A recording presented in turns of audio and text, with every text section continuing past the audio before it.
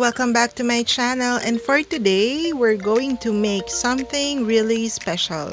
So because we're in the pandemic guys and we wanted to stay healthy, I will be sharing this recipe that's full of health benefits and antioxidant, and that's good for our health. So please keep on watching.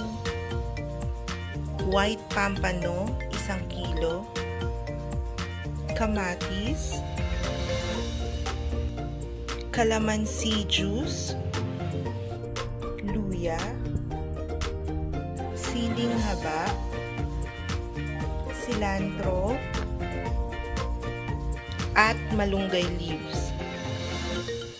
In a cooking ware, i-arrange na natin ang ating isda at ingredients. Lagay na natin ang ating minced ginger. Ginawa ko siyang mince para hindi natin namamalayan na nakakain na pala natin siya, which is also good sa ating immune system. And next is the calamansi juice.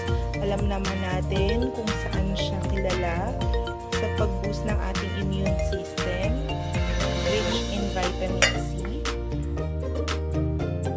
Then next is our tomatoes or kamatis na also rich in antioxidant. So makakatulong na rin ito sa pag-boost ng ating immune system sa panahon ngayon. So there, we have generous amount or generous pieces of tomatoes. And next, yung ating chilies. Chilies are also known to have health benefits. And now, let's add 1 cup of water. Para medyo may sauce or sabaw siya.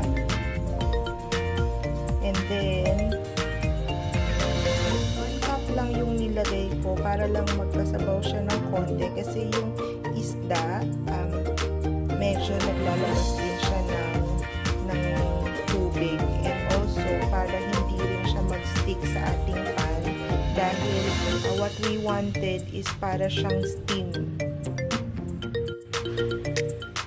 So now we can add 1 teaspoon of salt. So hindi ko na siya lalagyan ng pepper kasi meron ng spiciness or meron ng anghang yung ating ginger and chilies. And pero it's still up to you, but for me, I made this para makakain din yung kids. It's a kids friendly ulam.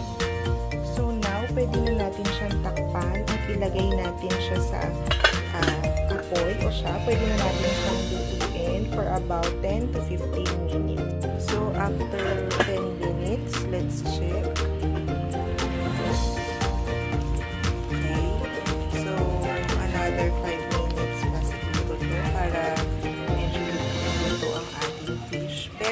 Make sure na hindi overcook. So, let's check guys after another 5 minutes. So, inalis ko na siya sa apoy. And I guess this is ready.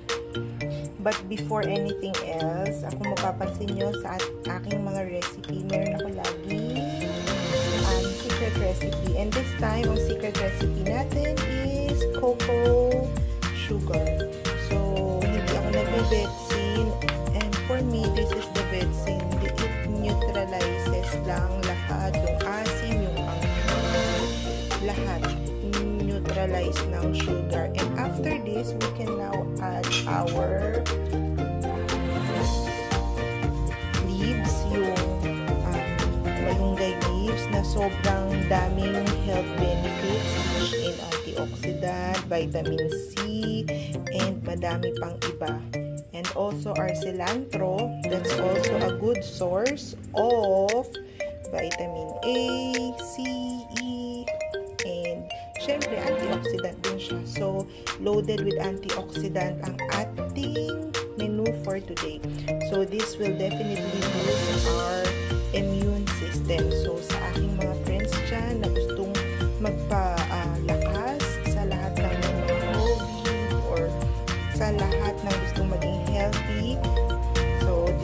one of the food, this is one of the recipe I suggest.